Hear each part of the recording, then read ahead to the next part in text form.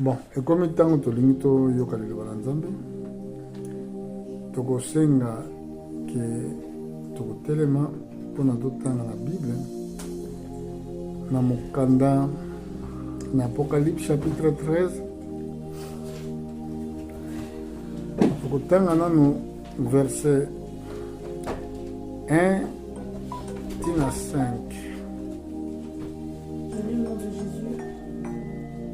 Et il se tint sur le sable de la mer, puis je vis monter de la mer une bête qui avait 10 cornes et 7 têtes, et sur ses cornes 10 diadèmes, et sur ses têtes des noms de blasphème.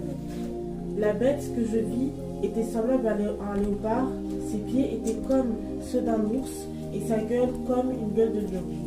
Le dragon lui donna sa puissance et son trône et une grande autorité. Et je vis l'une de ses têtes comme blessée à mort, mais sa blessure mortelle fut guérie. Pendant 42 mois. Amen. Amen. Toutes aux places aux femmes, merci. Donc, napesi bino surtout bozolanda biso mbote na kombo na Yesu Kristo. Nga naza musali na Nzambe babengaka nga Mvula Philippe. C'est très important to se identifier ka kombo pour être Satan a pu à se transformer en ange et la lumière. Awa, tozan a thème, il y a parti à mi balai pour la tina, il y a bête. Alors pourquoi toujours le problème il y a bête? Parce que fin du monde et qu'il y a et que ça provoqué dans ma grande puissance. Daniel a monaki yango et c'est qui était makambo o Daniel a monaki. Bible le Bible. C'est qui Daniel. Toi Daniel, tiens secret ce livre, tiens secret ces paroles, c'est le livre jusqu'au temps de la fin. Plusieurs alors le liront et la connaissance augmentera. Donc, bato ba okota na lola, bazali bato o bazana connaissance moko élevée. Bato o baza bana mikete même atana soto landi na domaine ya mokili po mwana amata classe mususu esengeli ke mwana wana azala mayele soki aza mayele nde akozala makoki ya komata classe mususu mais soki mwana wana aza mayele te eza pasi po alanda ake na classe mususu pour enseignement que na classe wana est très élevé par rapport à enseignement oyo azwaki na classe oyo ya liboso yangwana balobaki boye ekomami boye yo Daniel bomba livre oyo bato mingi bakotanga ngo pe connaissance ekoévolue livre wana oyo ya Daniel ezalaki scellé ekomema sanctification. Mais et comment me lisusu que bato mabe bako comprendre te mais ba o bazana intelligence bako comprendre et Bible expliquer biso et bandeli na mayele eza moto oyo abangaka Nzambe. Awa tozali na livre Apocalypse na chapitre 13 bayebisi nani Jean à partir à île Patmos nde azali komona vision oyo bazolakisa ye kaka lokola ndenge Daniel amonaki babi. Puis j'ai vu monter de la mer une bête qui avait 10 cornes et 7 têtes. Sur ses cornes 10 diadèmes et sur ses têtes des noms de blasphème. Donc oyo eza kaka même bête totangi na Apocalypse chapitre 7 na verset na livre à Daniel chapitre 7 na verset 7. Mais awa bête yango azali na 10 cornes mais sikoyo awa aza na mitu 7 bongo aza na 10 diadème. Boyeba diadème elingi koloba nini? Diadème ezali ba ornement oyo balatisaka soit miss tango miss baponi moto aza miss balatisaka ye ba ornement na mutu mais sikoyo ba ornement wana yango nyama oyo azali na yango na mutu Et puis, Azana 7 mitu, dans le livre de Daniel, le blé qui est 7 mitu. Donc, 7 mitu, c'est le qui, dans le pays, ils allaient dans le pays conducteur de l'Union européenne. Ils appellent comme par hasard, G7. G7, c'est une organisation démoniaque. Et si la puissance à Satan est agir, et si Satan a sala molili, les canisina bango est nini pour détruire l'humanité. Regardez, dengue ja amonelaki bango, amo amonelaki bête wana. Les bêtes que j'ai vues étaient semblables d'un léopard. Mais si vous avez l'image de Oni, si vous avez bien symbole de Oni, vous avez un symbole qui est dans la Bible bien en Apocalypse. Comme par hasard, vous avez une enquête, vous avez un symbole de l'organisation de Oni. Remarquez Babi. La bête que j'ai vue était semblable d'un léopard, ses pieds étaient comme ceux des ours, sa gueule comme une gueule de lion, les dragons lui donnant sa puissance et son trône, une grande autorité. Vous voyez? Donc, une puissance au Bazanango, et la puissance démoniaque et satanique. Bala mingi na monaka, surtout dans la communauté africaine, bato mingi balobaka mboka na biso ekobonga, nzambe akosunga Congo, nzambe akosala boye, nzambe akosunga mboka songolo. En tout cas, frères et sœurs, eza pona lembisa yo te na croyance na yo, mais nga nazoyebisa bino ete etant que bato wana baza na pouvoir, eza na mboka moko te ekobonga. Soko lingi na kolakisa yango na écriture, eza na pays moko te etant que puissance oyo eza démoniaque ekomama mpe na Bible bazali liboso mboka moko te bokonte na vie malamu. Balobi boye, j'ai vu l'une de ses têtes comme blessée à mort, mais sa blessure mortelle fut guérie et toute la terre était à l'admiration derrière la bête. Donc, awa tout le monde qui est l'une de sa tête, moko yamitu. Les moko yamitu, ezaki blessé, blessure mortelle. Ezalaki allemand.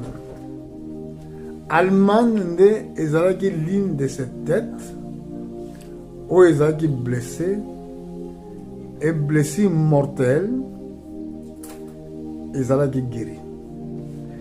Quand blessure mortelle et allemand ezalaki guéri, ceux qui n'ont se trompé, et ça à partir de 1989, de esika allemand ezalaki liboso des Allemands, siko tango siko ba allemand esangane be allemand esangane comme même pays, voilà l'une de ces têtes où ezalaki blessé, blessure mortelle.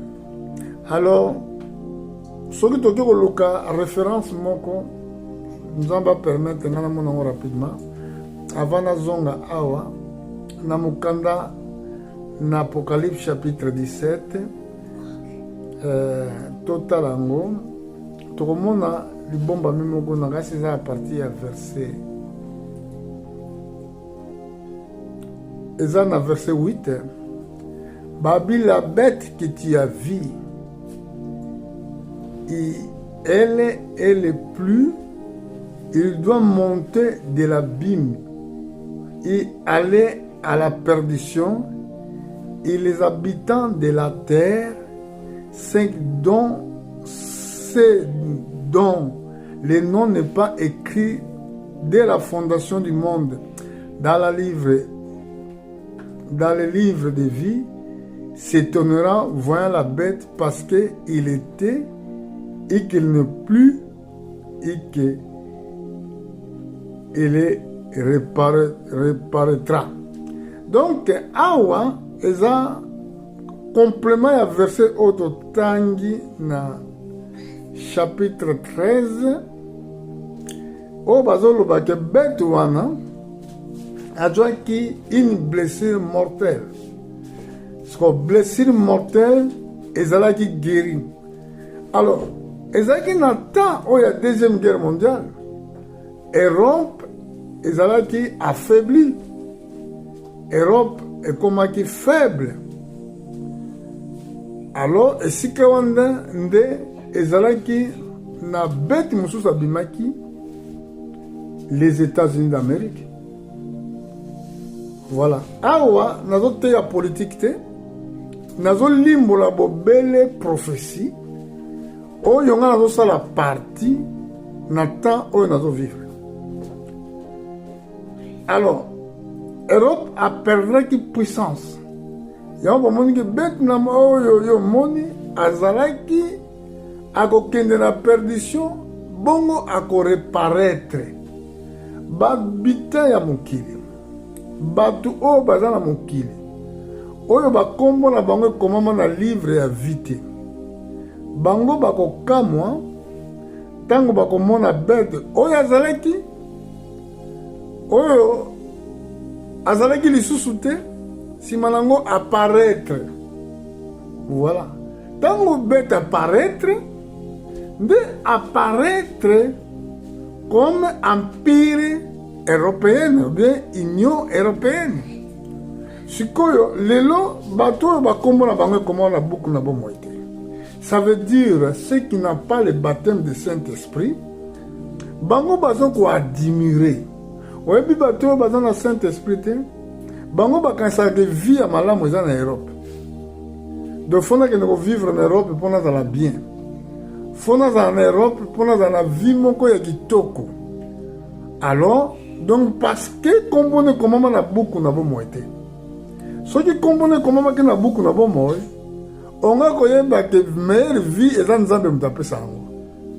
Ezali pays moko te ekosalaki ozala na vie ya malamu.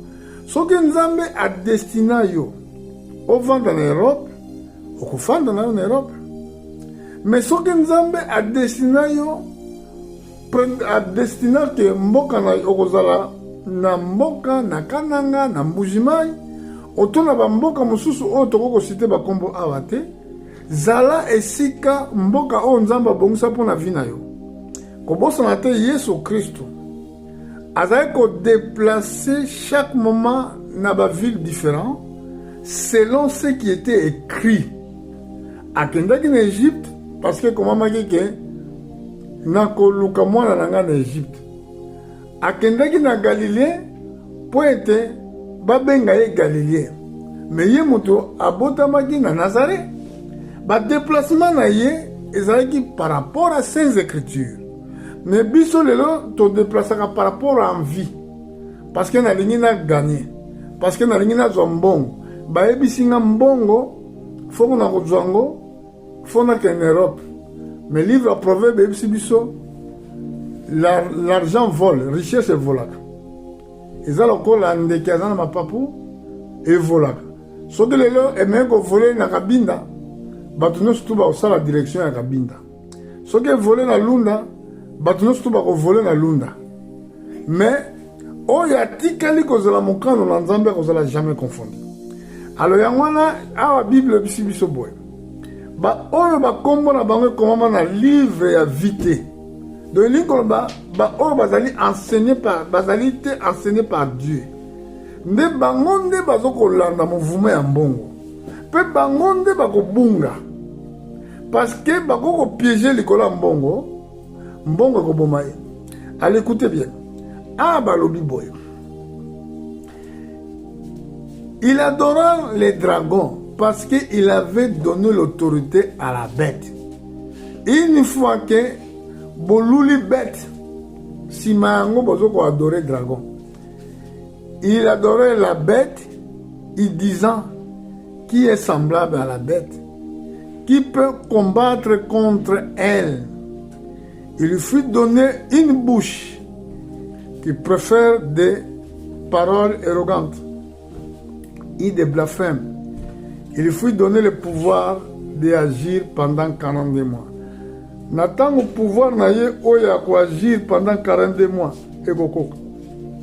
Soki koki mutu akoteka te, mutu akosomba te, soki azangi marque de la bête. Puis yebaka ke ba plan wana eza en cours. Tous ces plans-là eza en cours. Mais batu oyo bazali na baptême à Saint-Esprit, bango nde bazali enseigné par Dieu. Alors bango wana nde Nzambe azokamba ba vie na bango. Bango wana bazolande la direction à Saint-Esprit. Yoka makambo Jean monaki. Il ouvrit sa bouche pour préférer des blasphèmes contre Dieu, pour blasphémer son nom et son tabernacle. Il sait qu'il habite dans les cieux. Il fut donné de faire les guerres aux saints et de les vaincre. Il fut donné l'autorité sur toutes les tribus, tous les peuples et toutes les langues et toutes les nations. Et tous les habitants de la terre l'adoreront. 5 dont les noms n'est pas écrit dès la fondation du monde dans le livre de vie de l'agneau qui était immolé.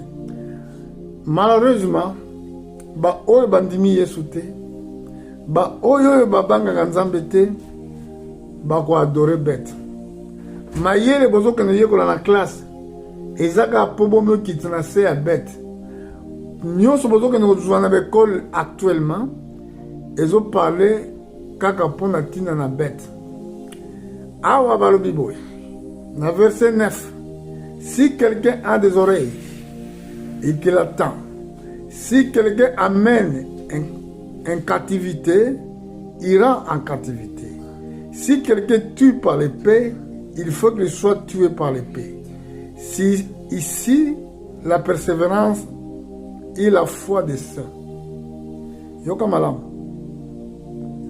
Awa, ezo senga persévérance. Persévérance. Na bateau badon di maliloba. Pour toujours comme le temps difficile.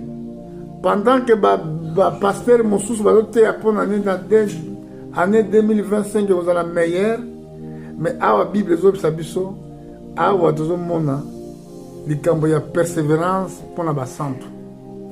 Parce que batan otozali, eza batan moko difficile, parce que basine ya temps eza wana. Si malango toujours mona, bête Moussous abimaki na mokili. Oye ko soutenir bête oyo tozo benga mboka ya kalakala auto ababenga ngokutu nini vieil continent. Puis j'ai vu monter de la terre une autre bête qui avait des cornes semblables à celle-là de l'agneau et qui parlait comme un dragon.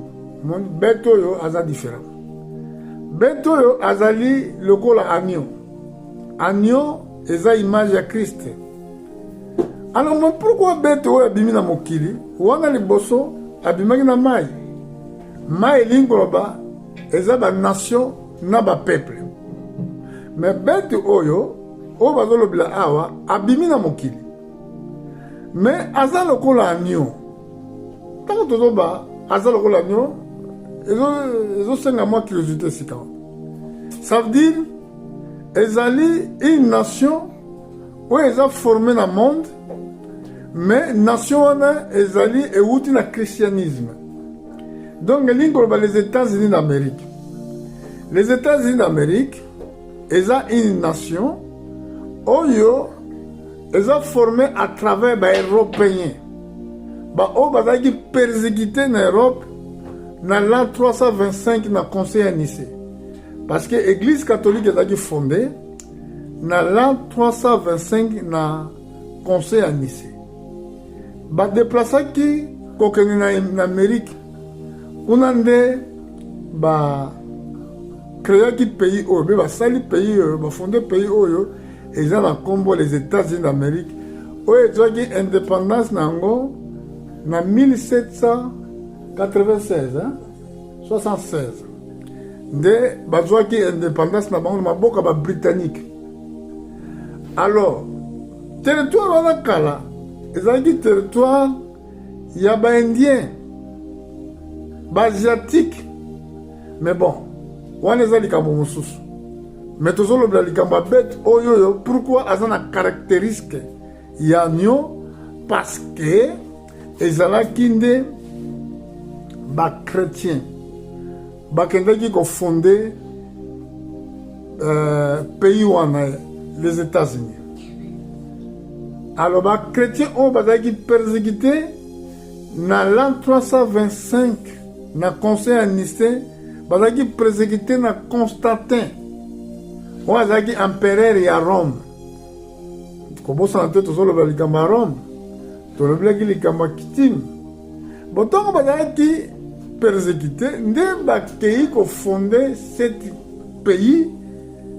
Eza 52 pays je crois. Il y a États-Unis d'Amérique. Là bango bameka komplike baloi la bango nyonso na Bible. C'est pour cela que les États-Unis d'Amérique, tous les présidents akomaka na pouvoir, même kuta wuti na convention nani wuti na religion musulmane, mais okojire kaka na Bible, parce que pour le pouvoir aux États-Unis batiaka Bible liboso. Mais malgré batiaka Bible liboso, baonoraka na bango Bible yango te. Ozomona po eza lokola culture na bango. Mais yoka siko, puis j'ai vu wana totanga na verset 11, na verset 12 babi, il exercera toute l'autorité de la première bête à sa présence, il faisant de la terre et ses habitants adorant les premières bêtes dont la blessure mortelle avait été guérie. Vous voyez que blessure mortelle, c'est le blanc qui est allemand, la séparation à des Allemands, na tango ya papo ba beni na kombo na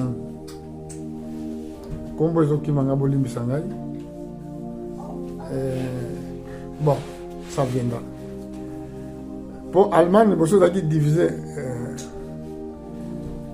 religion, il y divisé dans la façon dont il y a religion entre catholiques et protestants. Alors, nous avons fondé les protestants, vous voyez comment on est. Comme vous voyez, comme Martin Luther, Robert Luther. Ils ont un temps Luther. Pour Luther, même dans protestant qui na Vatican. Alors, tant on a protesté, Allemagne peut exaucer les bossons blessés mortels avant et à se séparer bien dans la Deuxième Guerre mondiale. Alors, Luther a installé en Angleterre. À partir du moment où on a, tant l'Europe a joué blessé mortel, dès à partir de temps l'Europe a même faiblir. Mais si on a sa dynamique, il y a pouvoir et l'Europe, et les États-Unis. Bible, il est opéré de grands produits, même jusqu'à faire descendre du feu du ciel sur la terre à la vie des hommes. Ba arme bazo sala. Ba minduki o bazo sala. Balobi na verset 14. Il est séduisant les habitants de la terre par les prodiges qui lui étaient donnés, d'opérer à la présence de la bête, disant aux habitants de la terre de faire une image à la bête qui avait blessé de l'épée qui est vivant. Et puis on va le blessant la parole de Dieu. Donc Allemagne est blessé parce que c'est là où ils ont pensé et si que vraiment les deux grandes églises sont formées, ou bien et si que les deux grandes églises sont confrontées, ezalaki baprotestant côté mosusu na catholicisme côté mosusu. Yango babenga blessure ya épée.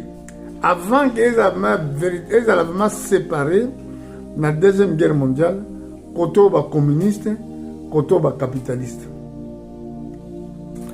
Alors, il faut donner d'animer l'image de la bête. L'image de la bête, frères et sœurs. Ils allaient presque dans la religion, nous surtout au bâti véritable baptême à Saint-Esprit. L'image de la bête est anini. L'image de la bête est un écuménisme où ils ont fondé dans l'Américain. Et que basangisi l'église nyonso na mutu ya catholicisme. Yango nde bazobenga image de la bête. Bato wana batalaka baécriture te. Ndenge nini bino bozokabola doctrine moko te. Bozondima ndenge moko te. Mais bondima cohabiter ensemble. Et ça impossible. Vous voyez? Quand vous avez la Bible, ba oyo ba kombo na bango comme na livre ya vite, bango bazali ko adorer bête. Landa mala.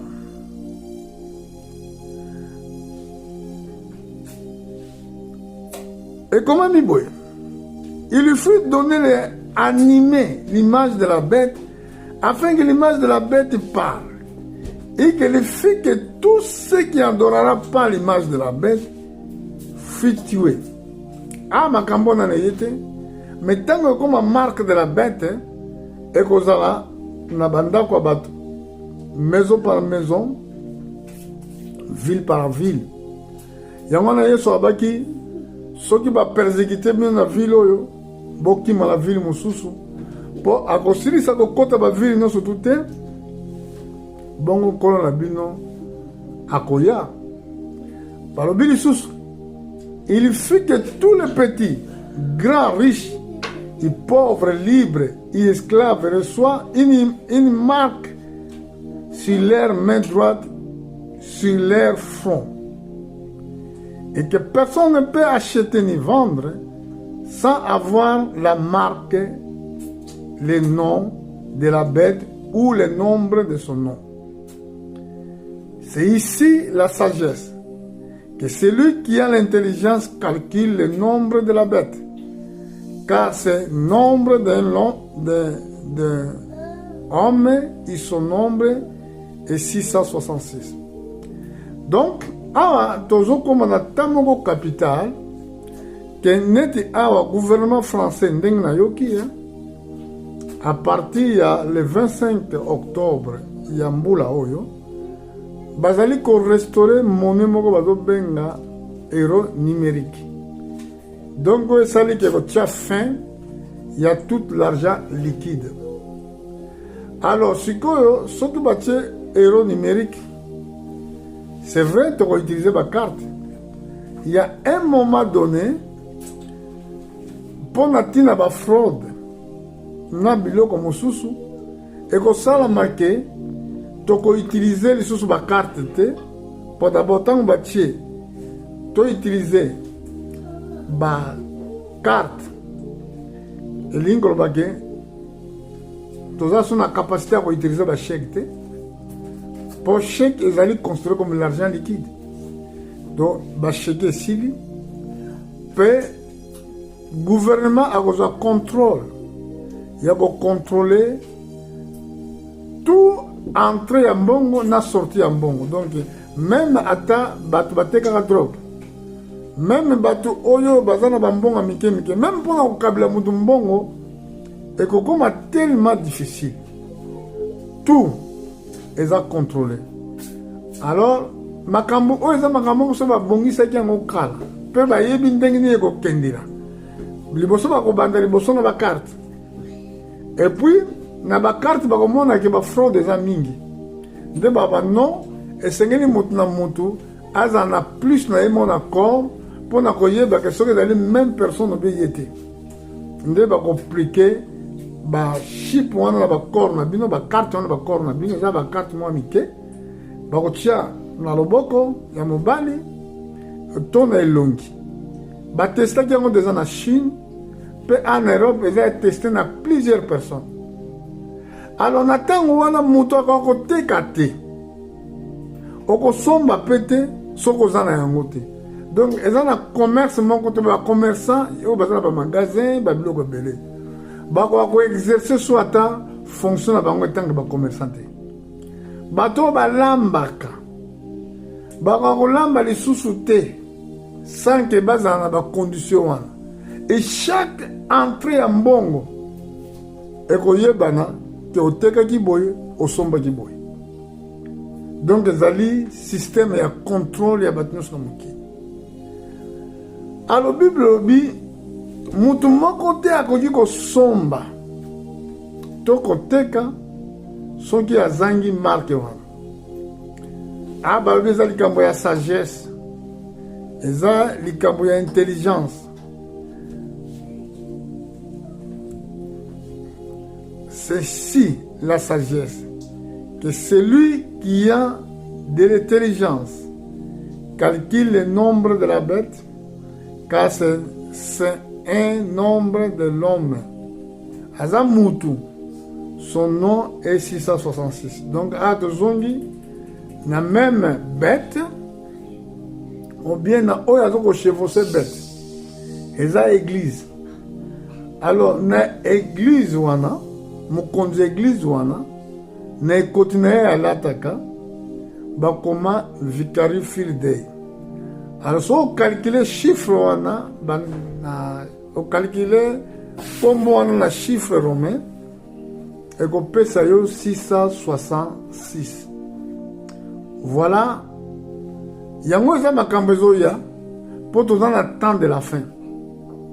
Pona nini toza na temps de la fin sengeli koyeba malamu.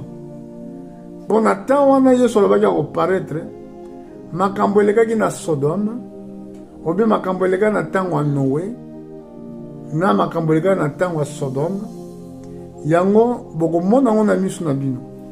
Pe na bamarke oyo ezomona na sikoyo na miso na bino. Na tango ya Sodome, ou bien na tango ya Noé, ezalaki tango ke basi ya mokili basposaki banzoto na bango, et puis bakendaki même kosangana na ba-ange. Vous savez, ba-ange bazalaki ba-créature moko très élancée. Baza milai, bazwaki forme ya bato, mais basi bazalaki na somo te ya kosala makambo wana. Lelo eza pe ndenge moko na basi ya mokili. Soko otali elateli na bango, otali efandeli na bango, okomona ke baza même na soni te na respect ya banzoto na bango. Eza esprit oyo egisaki na ntango ya Sodome, pardon, na ntango ya Noé, na ntango ya Lot, ezalaki bamibali baza kobala na mibali. Lelo boyebi nini ezoleka na France, lelo boyebi nini ezoleka na pays. Donc toza na temps wana, temps moko immoral, temps moko oyo nzambe azali honoré te. Bible obi na période ya empire oyo, ya puissance oyo, akochange baloi. Baloi ezali ke mutu akokobala nyama soki consentiment na eza bongo, mutu akokobala mobali soki consentiment na eza bongo. Mais soki totali na baécriture à partir ya livre ya Lévitique, à partir ya chapitre 20, soko bandi kotanga yango nyonso, okomona ezalaki loi ke mobali ou bien mwasi akopusa na pembeni na nyama te, akopusa na pembeni mpe ya moninga na ete bazali ndenge moko. Mais lelo ekomi soki kutu omoni koproteste, bakangi yo batio na prison. Donc tokomi na temps moko ezali terrible frère, surtout na bato bazovanda awa. Nazo kosadresse pa na bino, soki temps ezali ya se préparer un jour pour nous quitter dans le conseil bino, parce que suka eza mabe ezokoya. Soki nzambe alimbisaki Sodome te, soki alimbisaki ntango ya Noé te, ndenge nini akolimbisa ntango? Bokobosana te na ke na Apocalypse chapitre 7, chapitre 17, na verset 1, na fungula bino eloko moko. nakotanga rapidement pour na tolingana suka. Après cela, je vis descendre du ciel un autre ange qui avait une grande autorité, et la terre fut éclairée de sa gloire. Il cria d'une voix forte en disant: elle est tombée Babylone la grande, elle est devenue une habitation de démons, un repère de tout esprit impur, un repère de tout oiseau impur et odieux.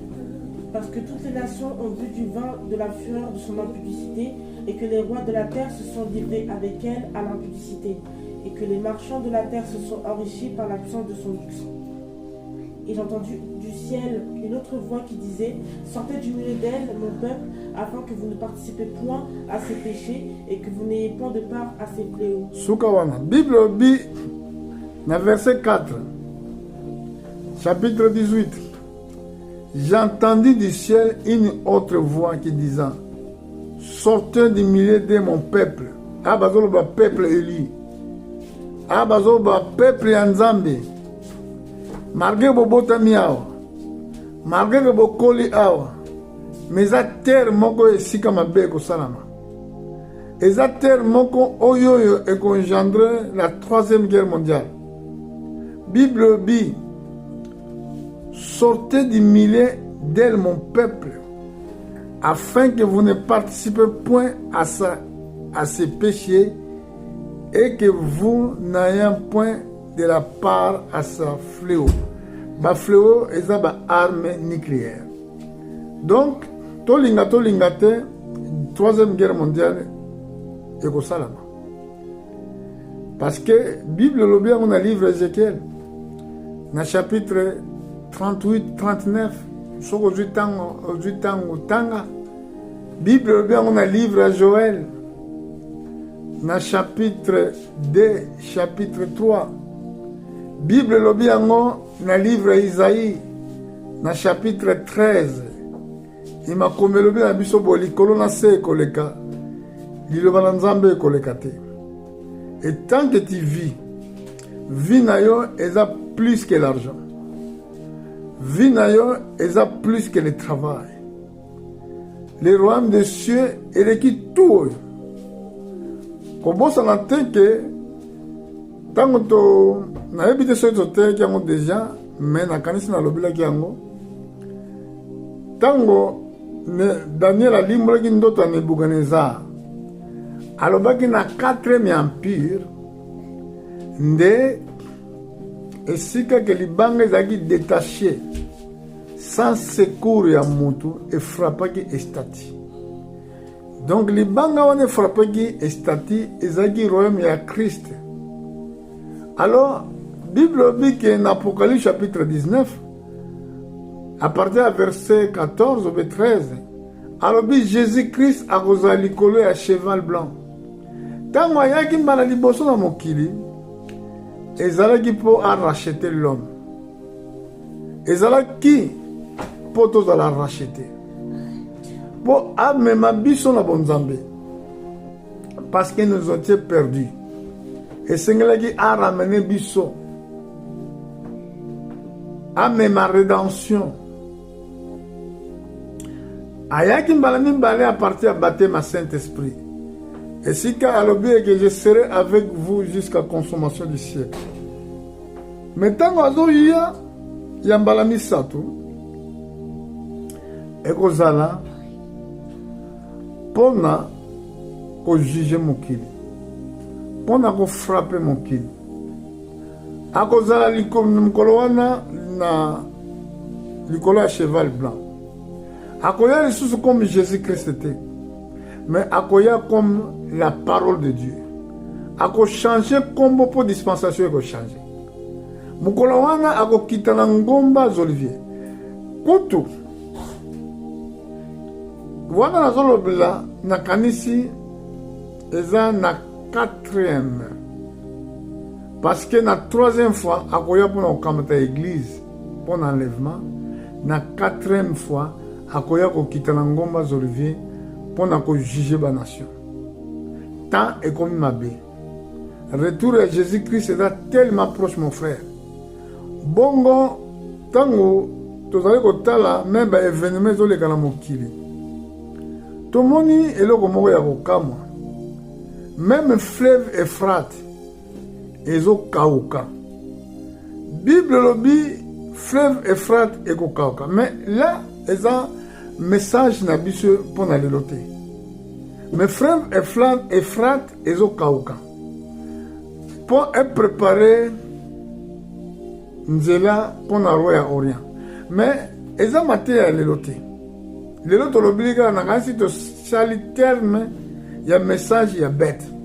Deuxième partie nango yango. Mais tant que tu continues à développer problème, il y a guerre mondiale. Donc tu vas expliquer le mystère à fleuve Euphrate. Pourquoi fleuve Euphrate est au Kauka? Bible est allée pour fongola nzela pour na roi ou ya kouta na orient. Alors frère, guerre est kozala makasi na mboko. Lelo batu bazo rendre compte te. Mais guerre est kozala ya kosakana te. Na Bible na biso na guerre wana. Ba pays asiatique est kozala plus puissant. Pe bazali. Mais ba kozala plus puissant. Pour Russie yenda za chef na bango. Chine azali sima na bango. Ba coréen bazali sima. Ba indien baza sima. Kanisa ekozala guerre moko démoniaque. Ezana ebele ya ba démon bazali kozela pona ko sala guerre wana. Mais eza mate ya edelote. Na ebite soki tokozonga kote ya mate wana mokolo nini. Mais soki eza possible tokozonga kana mikolo ezoya. Parce que ekozala ba guerre moko ba démon bakobima. Bako frapper mokili. Mais ba guerre wana ekozala na ba région ya Asie, ba pays arabes na Europe. Yango wana bana na Nzambe esengeli bozalaka prudent. Bosalelaka bilei oyo ebebaka te. Dieu ne peut pas vous laisser. Pour makambo elegaki na tango ya Sodome. Elegaki na moment que l'autre a bimaki, mais il a perdu tous les recherches. Moi, si na même pour na souci ya biloko mokili, akomaki libanga mungwa. Bana na eba kufaki, ba bibole na eba kufaki, ba serviteur na eba kufaki. Mais kola ebisi biso makambo na kosala makola na tango ya Sodome. Alors frère, ngai nazalaka bobele mosali naye kosone kaka trompette ya évangile tozoteya te ke yaka na église mpo ya kopambolama mais tozolakisa bato ke venez pour avoir la vie éternelle. Frère, toza na assemblée na biso na Afrique na Luanda soko olingi oyokaka mateya ya boye toza na Villa Flore côté ya Kamama. Kuna nde esika nazoko exercer mission nanga comme serviteur de Dieu. Eza na memamaki na mboka oyo pona kosala musala bongo na zonga na fin pona kosisa ministère na ngai na mboka wana. Soki Nzambe asali yo ngulu luka esika ensemble zali. Poza la kawana po yoka liloba. Yoka malamu. Yesu alobaki esika ebembe kufi. Nde esika ba aigle bazo sangana. Esika oyo ebemba nyamezali. Nde esika ba vuturu ba yaka pona koluka biloko kolia. Partout te boko yoka mate ya boye. Et partout te bako expliquer bino ba réalité ya Bible ndenge tozoloba. Mokili likolo na se ekoleka. Mais liloba na Nzambe ekoleka te. Ce que voulait dire ba promesse ya Nzambe ekoleka te na sans que ekokisa bilaka nango oyo Nzambe atindelaki yango. Po yango ezala kola mbula ekoki kozonga te na likolo epai eutaki soki érosé terre te. Aujourd'hui nous vous disons ceci, que Dieu vous bénisse. Tokozonga semaine prochaine soki eza volonté ya Nzambe mpona komema susu partie à l'évangile. Que Dieu vous bénisse.